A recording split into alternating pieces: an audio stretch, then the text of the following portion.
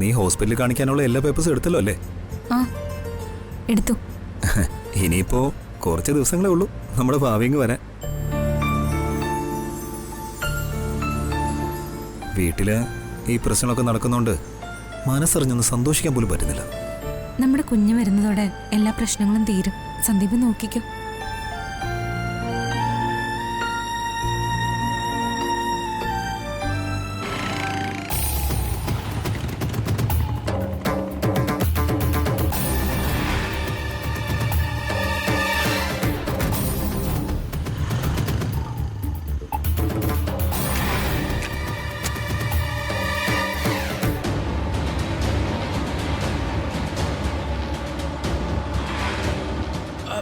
Stop!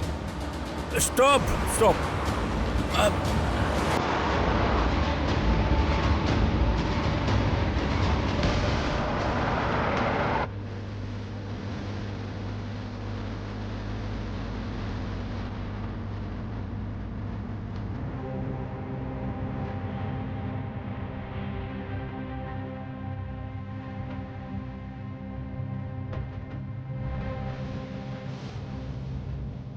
എന്താ സന്ദീപ്?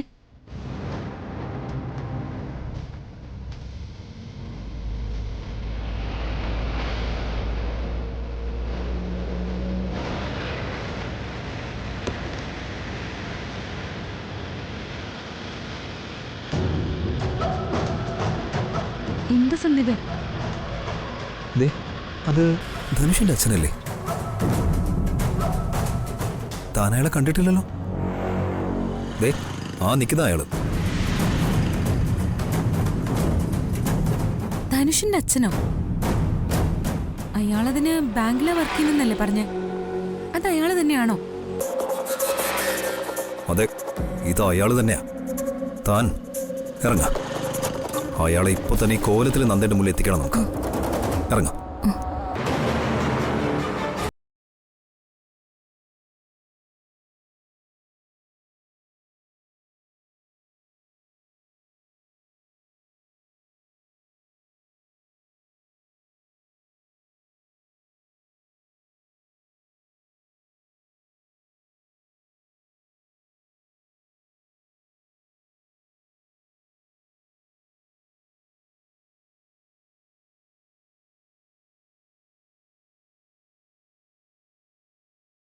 അയാൾ ഇവിടെ എവിടെയെങ്കിലും ഉണ്ടാവും.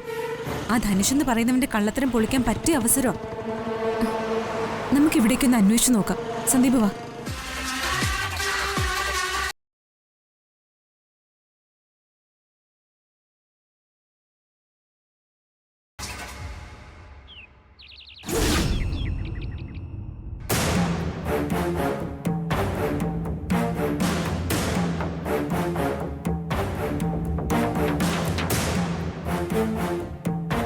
ഞാൻ പഠിച്ച സ്കൂളും കോളേജും വരെ എത്തി അർച്ചനയും സംഘവും. ഞാനത് അറിഞ്ഞതുകൊണ്ട് സ്കൂളിലെ പിയൂണിനും കോളേജിലെ സെക്യൂരിറ്റിക്കും കുറെ പൈസ കൊടുത്ത് ഫോട്ടോ മാറ്റിച്ച് അത് ഞാൻ തന്നെയാണെന്നങ്ങ് വരുത്തി തീർത്തു. അല്ലെങ്കിൽ ഇന്നത്തോടെ തീർന്നേനെയല്ല. അതിന് നീ ഇതെന്നോട് പറഞ്ഞിട്ട് എന്താ കാര്യം? ഞാൻ പറഞ്ഞതല്ലേ അർച്ചനെ സൂക്ഷിക്കണമെന്ന്. ഞാൻ അങ്ങനെ സൂക്ഷിക്കുന്നത് കൊണ്ടാ ഇതുവരെ അപകടമൊന്നും പറ്റാതെ അങ്ങ് പോകുന്നത്. പിന്നെ നിന്നോട് ഇതൊക്കെ പറയുന്നത് നിന്നെയും കൂടി ബാധിക്കുന്ന കാര്യങ്ങളായതുകൊണ്ടാ. അർച്ചന ഇങ്ങനെ ഓരോന്നിലും പിടിച്ച് അടുത്തതായി ഇനി എന്താ ചെയ്യാൻ പോകുന്നതെന്ന് നമുക്കൊരു ധാരണയുമില്ല. സത്യം പറഞ്ഞ എന്തു പറഞ്ഞാലും നന്ദനും സേതുമാധവനും കണ്ണടച്ച് വിശ്വസിക്കുന്ന ഒരൊറ്റ ബലത്തിലാ ഞാനും നീയൊക്കെ ഇപ്പോഴും ഇവിടെ ഉള്ളത്.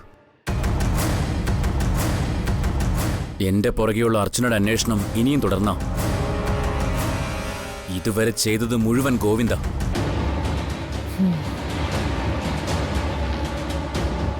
അവൾ ഇനി എന്റെ പുറകെ വരാതിരിക്കാനുള്ള എന്തെങ്കിലും ഉടനെ ചെയ്തേ പറ്റൂ. അതിനെക്കുറിച്ച് വേണം ഇനി നമ്മൾ ആലോചിക്കാനും ചെയ്യാനും. അങ്ങനെയാണെങ്കിൽ എന്തെങ്കിലും ഒരു വലിയ കാര്യം സംഭവിക്കണം. ധനുഷ് എന്ന പ്രശ്നത്തെക്കാൾ വലുതായിട്ട് അർച്ചനയ്ക്ക് തോന്നുന്ന അത്രയും വലിയൊരു കാര്യം. അവൾക്കിപ്പോ ഏറ്റവും പ്രധാനം ഈ വിവാഹം മുടക്കുന്ന കാര്യത്തിലാ. അതിലും വലുതെന്ന് പറയുമ്പോ ഇവിടെ ആരെയെങ്കിലും കൊല്ലണം. അതാണോ നീ ഉദ്ദേശിക്കുന്നത്? അതെ, അത് തന്നെ ഞാൻ ഉദ്ദേശിച്ചത്. കൊല്ലണം. ഇവിടുത്തെ ആരെയല്ല, അങ്ങ് വൃന്ദാവനത്തിലെ ആരെങ്കിലും. അവിടെ ആര്? ആ കിഴവനെയോ അതോ അനൂപിനെയോ? നീ പറയുന്നതൊക്കെ ശരിയായിരിക്കും. പക്ഷെ നമ്മൾ അങ്ങനെ ചെയ്യുന്നത് വഴി അർച്ചനയ്ക്ക് അവളുടെ ജോലി എളുപ്പമാവുകയാണ് ചെയ്യുന്നത്. മരണം നടന്നു കഴിഞ്ഞാൽ എത്രയോ ദിവസങ്ങൾ കഴിഞ്ഞേ പിന്നെ ശുഭകാര്യങ്ങൾ ചെയ്യാവൂ. പിന്നെ വീടിന്റെ ദോഷവും ജോത്സ്യന്റെ പ്രവചനവും എല്ലാം ചേർത്ത് പിന്നെയും നീളും 1.5 വർഷം. അതിനിടയ്ക്ക് അർച്ചന ഇത് മുടക്കുകയും ചെയ്യും, എന്നെയും നിന്നെ ഇവിടുന്ന് പുറത്താക്കുകയും ചെയ്യും.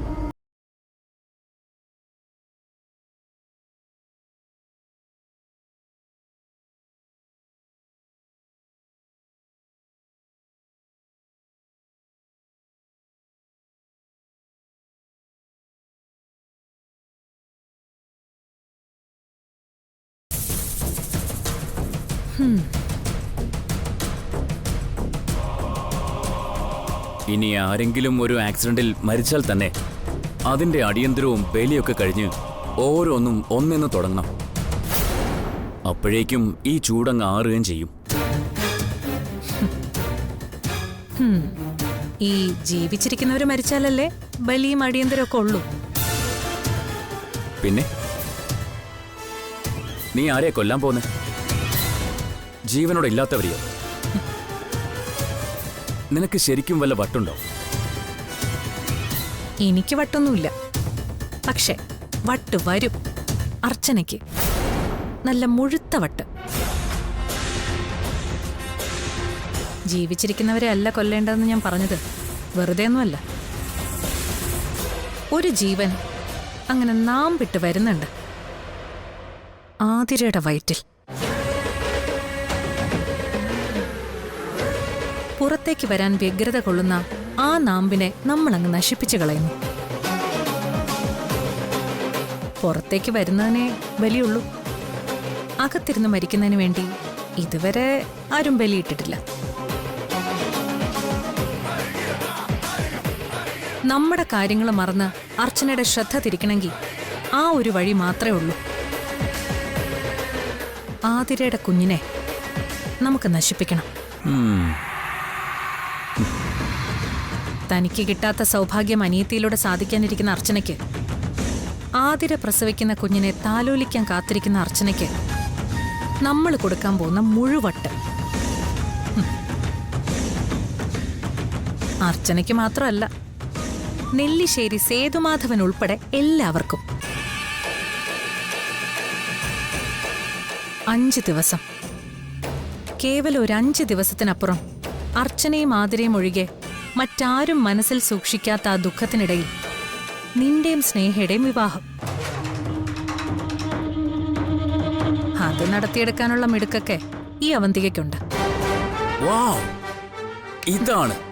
ഇതാണ് അവന്തിക. ഏത് കാര്യത്തിനും സൊല്യൂഷൻ ഇവിടെയുണ്ട്. നേരത്തെ നീ ഇതല്ലല്ലോ പറഞ്ഞത്. എനിക്ക് എന്തോ വട്ടാണെന്നല്ലേ? അത് നിന്റെ ഇത്രയും വലിയ ബുദ്ധി ഉദിച്ചത് എന്താണെന്ന് മനസ്സിലാവാത്തോണ്ടല്ലേ? എന്നിട്ട് ഇപ്പൊ മനസ്സിലായോ? അത് തന്നെയാണ് നമ്മൾ ഇനി ചെയ്യാൻ പോകുന്നത്.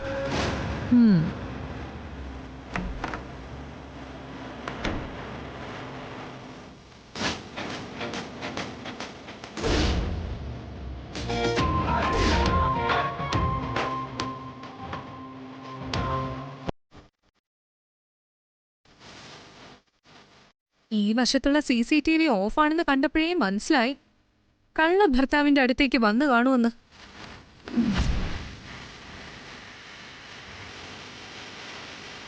നീ എന്തിനാ എന്റെ പുറകെ ഇങ്ങനെ നടക്കുന്നത്?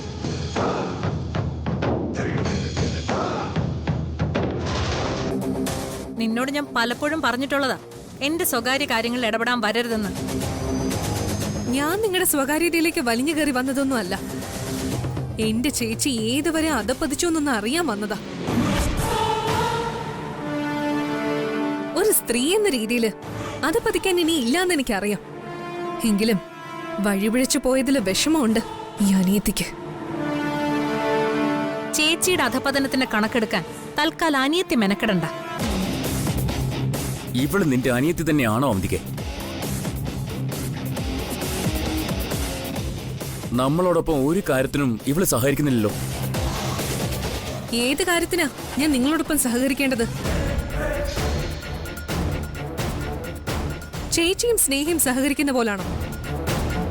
എങ്കിലേ ആ സഹകരണം ഇവിടുന്ന് പ്രതീക്ഷിക്കണ്ട. അതിബുദ്ധി എന്ന് പറഞ്ഞ് കാണിക്കുന്നതൊക്കെ അബദ്ധമായി ചേച്ചിയുടെ ജീവിതത്തിൽ സംഭവിച്ചിട്ടുള്ളൂ. അതിൽ ഏറ്റവും വലിയ അബദ്ധമാണ് 2 കാലിലും ഞെളിഞ്ഞു നിൽക്കുന്ന ഈ സാധനം.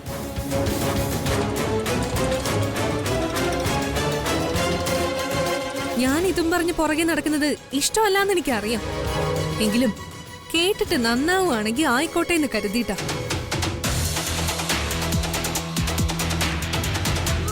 CCTV ക്യാമറ മറിച്ചാലും എല്ലാം കാണുന്ന ഒരാള് മുകളിലുണ്ട്, ഈശ്വരൻ.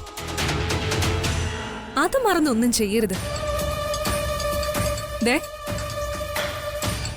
നിനക്ക് വലിയൊരു വിചാരമുണ്ട്. ചേച്ചിയെ നീ എന്തൊക്കെയോ പറഞ്ഞ് പാട്ടിലാക്കിയെടുത്ത് കൈവെള്ളയിൽ കൊണ്ട് നടക്കുന്നത് നിനക്ക് വലിയ ബുദ്ധിയുള്ളത് കൊണ്ടാണെന്ന്. അതെ, നിനക്ക് വലിയ ബുദ്ധിയുള്ളത് കൊണ്ടൊന്നും അല്ല. ഈ നിൽക്കുന്ന എന്റെ അവന്തി ചേച്ചിക്ക് ബുദ്ധിയില്ലാത്തതുകൊണ്ടാ. ഇവിടെയുള്ള എല്ലാവരും അങ്ങനെയാണെന്ന് തോന്നിയപ്പോ മുതല് ആരംഭിച്ചു നിന്റെ കഷ്ടകാലം. 2 പേരുടെ ആ കഷ്ടകാലം തീരുന്നതേ ജയിലിലായിരിക്കും. ഓർത്ത് വെച്ചോ രണ്ടാളും.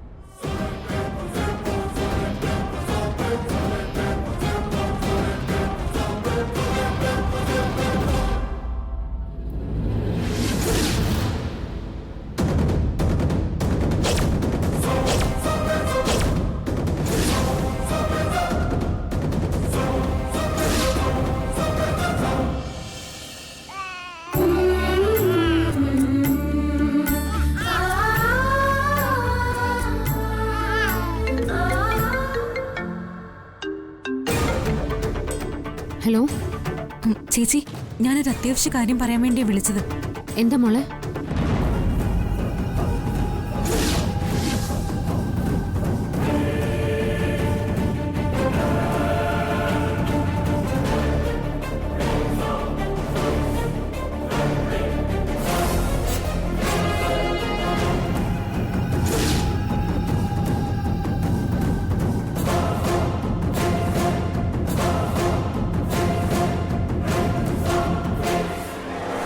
ഞങ്ങൾ അയാളെ വ്യക്തമായിട്ട് കണ്ടതാ, പക്ഷെ ഇപ്പൊ കാണുന്നില്ല.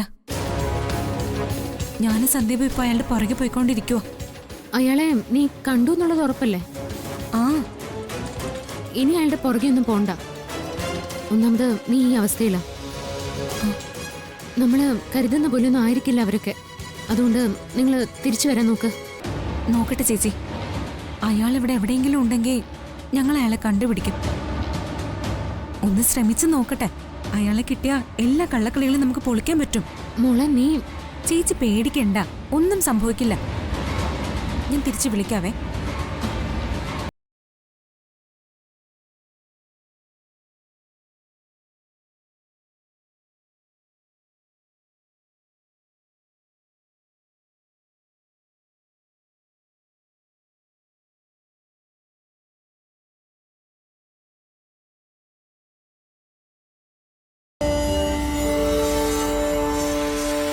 എന്തു പറ്റിയോടും? താനെന്തോ വല്ലാതിരിക്കുന്നേ? സച്ചേട്ടാ, സന്ദീപും ആതിരയും പുറത്തു വെച്ച് ധനുഷിന്റെ അച്ഛനെ കണ്ടെന്ന്. അയാള് മദ്യപിച്ച് ആരോട് വഴക്കുണ്ടാക്കുന്നതാ കണ്ടതെന്ന്. ഇവരെ കണ്ടതും അയാള് എങ്ങോട്ടും മാറി. അവർ രണ്ടുപേരും ഇപ്പോ അയാളെ അന്വേഷിച്ച് നടക്കുക. ഒന്നാമത്തെ മാസം തികഞ്ഞിരിക്കും അവള്. ഇനിയും അതിന്റെ പുറകെ പോയി എന്തെങ്കിലും പറ്റിപ്പോയോ? അതാ എന്റെ പേടി. താൻ ടെൻഷനാവാതെ.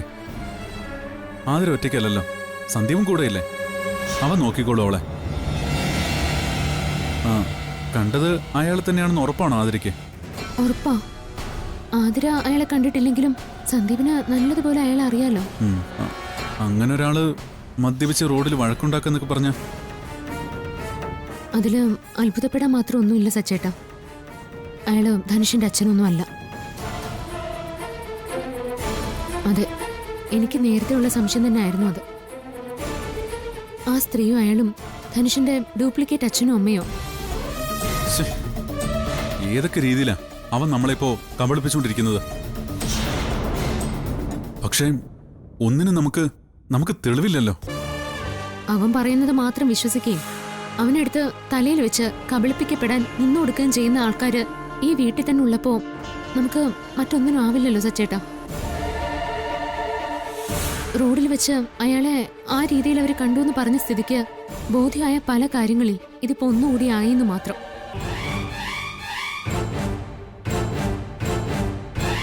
ഇനിയും ഇതൊക്കെ എങ്ങനെയാണ് തെളിയിക്കേണ്ടതെന്ന് മാത്രം ആലോചിച്ചാൽ മതി. എല്ലാത്തിനും അവസാനമായിക്കൊണ്ടിരിക്കുകയല്ലേ. എന്തെങ്കിലും ഒരു ദിവസം എല്ലാം ഒത്തുവരും. അതുവരെ കാത്തിരിക്കേ ഇപ്പം നിർത്തിയുള്ളൂ.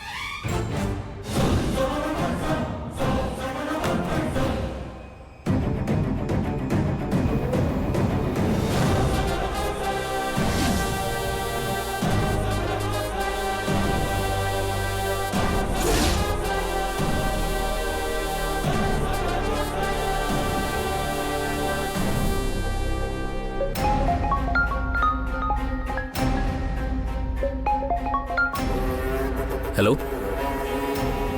ഞാനിപ്പോ വിളിച്ചൊരു കാര്യം പറയാനാ. എന്താ? ഞാനിന്ന് അല്പം ഓവറായിപ്പോയി. അതൊക്കെ നിങ്ങളുടെ കാര്യം. എന്നെ ഇതൊക്കെ വിളിച്ചു പറയുന്നത് എന്തിനാ? കാര്യമുണ്ട്. ആ സമയത്തെ അവിടുത്തെ സന്ദീപ് എന്ന് പറഞ്ഞവൻ എന്നെ കണ്ടു. കൂടെ അവന്റെ ഭാര്യ ഉണ്ടായിരുന്നു. അവരെന്നെ കണ്ടിട്ടുണ്ടെന്നാ എന്റെ സംശയം. തന്നോട് എത്ര തവണ ഞാൻ പറഞ്ഞിട്ടുണ്ട് മദ്യപാനൊക്കെ വീട്ടിൽ വെച്ചാവണമെന്ന്. എന്നിട്ട് തോന്നിപ്പോ എവിടെയാ? ഞാൻ അവരുടെ കണ്ണിപ്പെടാതെ സ്വല്പം മാറി നിൽക്കുക. ഒരു കാരണവശാലും അവരുടെ മുന്നിൽ ചെന്ന് ചാടുകയോ പിടികൊടുക്കുകയോ ചെയ്യരുത്. ഇല്ല, ഒരിക്കലും ഇല്ല. പക്ഷേ ഞാൻ വീട്ടിലെത്തുന്നതിന് മുമ്പ് അവരവിടെ എത്തിയ എല്ലാം കുഴയും. അങ്ങനെ അവരവിടെ എത്താതെ എന്തെങ്കിലും ചെയ്യണം. അത് ഞാൻ നോക്കിക്കോളാം. താൻ വേഗം വീട്ടിലോട്ട് ചെല്ല്. ആര് വന്ന് വിളിച്ചാലും കതക് തുറക്കണ്ടെന്ന് ആ സ്ത്രീയോടും പറഞ്ഞേക്ക്. ആ ശരി ശരി, ഓക്കെ ഓക്കെ.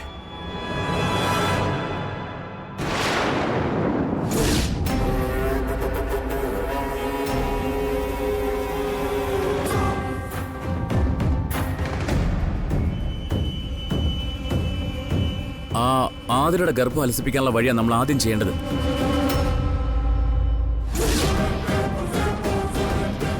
എന്ത് വന്നാലും അവള് പ്രസവിക്കരുത്. എനിക്ക് അത്രേ ഉള്ളൂ. അവന്തിക പറഞ്ഞ പോലെ അങ്ങ് ചെയ്താൽ മതി. ശരി.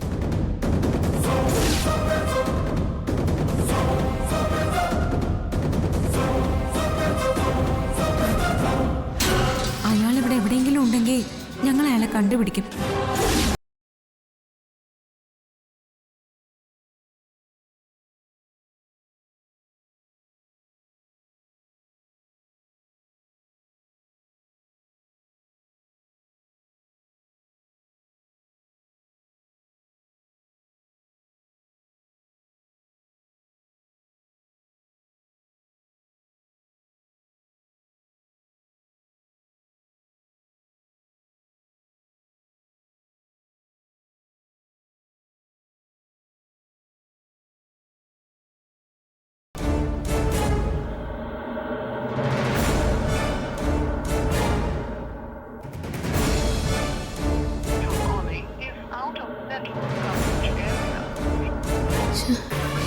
സന്ദീപിനെ വിളിച്ചു നോക്കാം.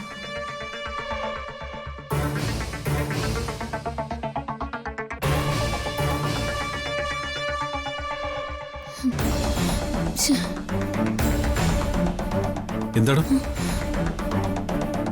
എന്തുപറ്റി? സച്ചേട്ടാ, സന്ദീപിനെ ആതിരയും വിളിച്ചിട്ട് കിട്ടുന്നില്ല.